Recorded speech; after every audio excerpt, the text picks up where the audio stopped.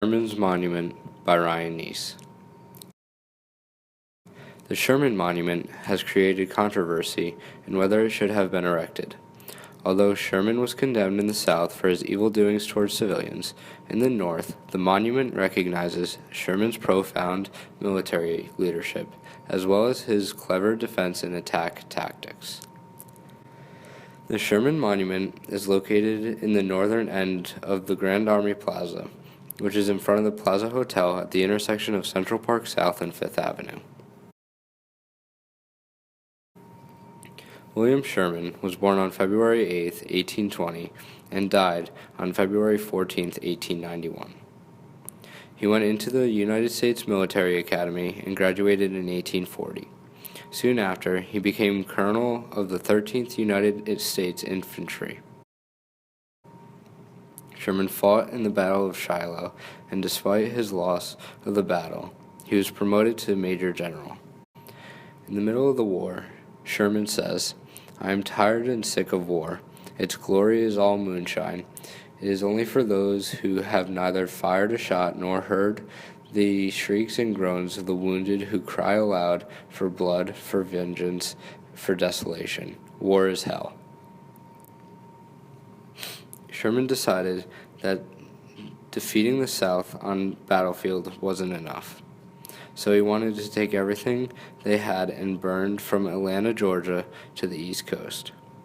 The march to the sea destroyed everything in a 60-mile radius, and he called this tactic modern warfare. The North, he was perceived as a great leader, but the South thought he was a tyrant.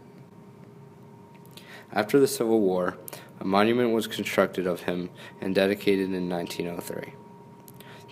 The monument symbolizes Sherman's leadership and commemorated that he was the best-known general. Sherman's monument compares to many different monuments, specifically Sedgwick's monument and Washington's monument. Sedgwick's monument and Sherman's monument both compare and contrast. In comparison, they were both well-known generals in the Civil War. Both statues were bronze, and they both were on a horse, which conveys they were powerful. But in Sedgwick's monument, it suggests that there is little to no movement or dynamism. As a result, it makes Sherman seem more in action, while Sedgwick seems to be merely observing.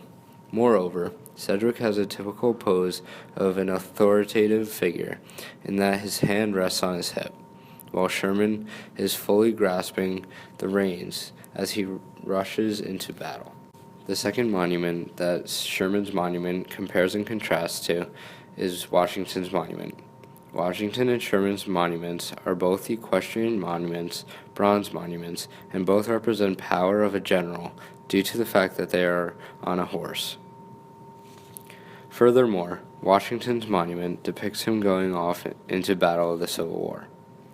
Washington is known for his dominating presence due to his tall stature and strong leadership skills, among many other things. The statue of Washington on top of a horse captures his dominating presence. You are able to see that this statue is mounted upon a platform, further raising Washington above the viewer, again suggesting his superiority. Similarly, in the statue of Sherman, he too is on top of a horse and heading to battle. However, unlike the statue of Washington, Sherman has an angel in front of him, suggesting that he would be protected and guided. In conclusion, the statue shows and commemorates Sherman in a way of power and military leadership, despite his poor reputation in the South.